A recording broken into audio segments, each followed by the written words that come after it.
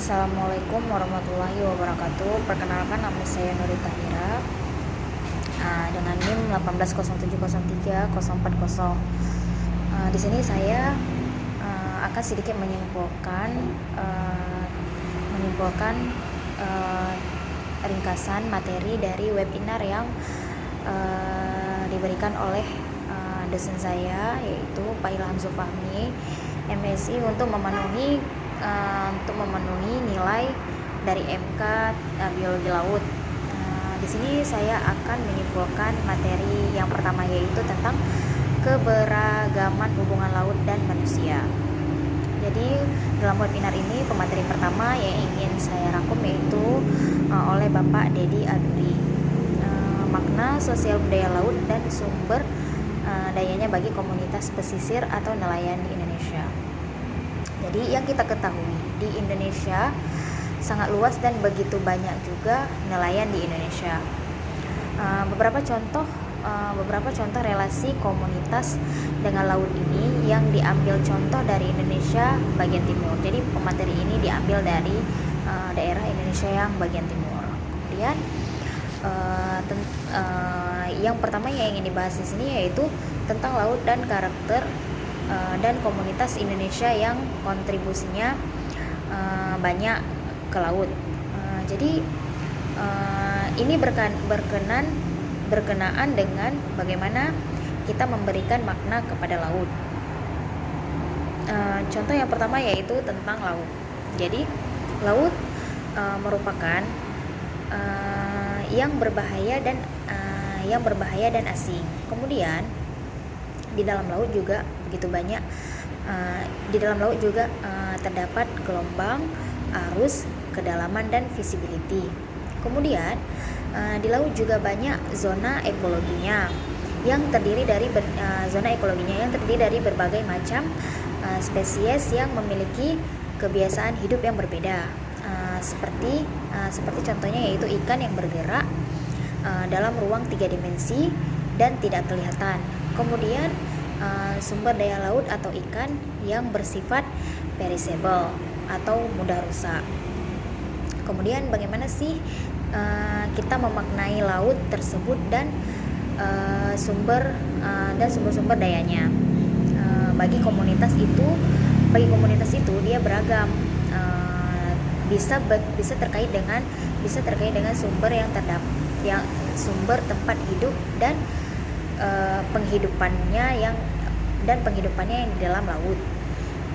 Komunitas itu sendiri memberikan makna tertentu kepada laut, baik sebagai tempat hidup maupun sumber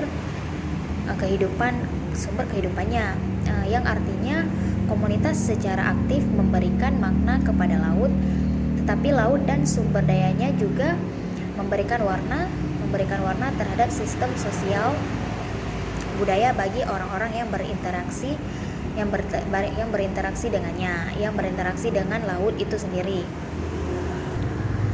Kemudian laut juga mengarahkan pada pembentukan sistem sosial budaya tertentu dan juga mendukung keberlangsungan sistem sosial budaya tertentu. Kemudian saya juga akan merangkum pemateri kita yang kedua, yaitu Bapak Willy Daily, yaitu tentang pemanfaatan dan pengelolaan mangrove, refleksi dari Papua Barat. Jadi mangrove itu sendiri memegang peranan penting dalam menahan laju perubahan iklim, karena mangrove itu mampu menyimpan karbon 3 kali lebih besar dibandingkan dengan hutan hujan tropis. Kemudian hutan mangrove juga memiliki manfaat untuk hewan laut yang hidup di sekitaran hutan mangrove.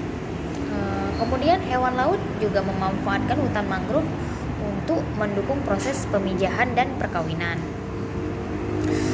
Kemudian hutan mangrove juga bisa dijadikan sebagai tempat pembibitan untuk pertumbuhan hewan-hewan laut. Kemudian dalam pemanfaatan dan pengelolaan mangrove ini dibutuhkan dibutuhkan penelitian inovatif tentang kondisi sosial, ekonomi, budaya untuk merekomendasikan pendekatan kebijakan konservasi yang bersesuaian dengan kondisi lokal. Yang kedua juga dia dibutuhkan kerjasama aktif antara pemerintah daerah dengan mangrove dan ekosistem laut dikelola dengan prinsip perencanaan pembangunan berkelanjutan dan proses inklusif dan persiapan rencana kolaborasi dengan pemangan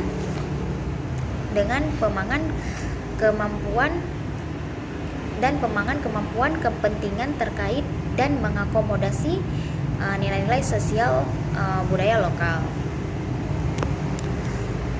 Jadi untuk pemanfaatan dan pengelolaan hutan mangrove itu sangat banyak, dibutuhkan beberapa cara agar pengelolaan dan pemanfaatan mangrove ini benar dan tidak merugikan masyarakat, dan bisa juga membantu biota-biota laut dalam proses pertumbuhannya dan dalam proses perkembangbiakannya, karena manfaat mangrove ini sangat besar dan sangat banyak manfaatnya bagi keberlangsungan hidup ikan yang berada di sekitarnya. Jadi sekian yang bisa saya simpulkan. Saya akhiri. Assalamualaikum warahmatullahi wabarakatuh.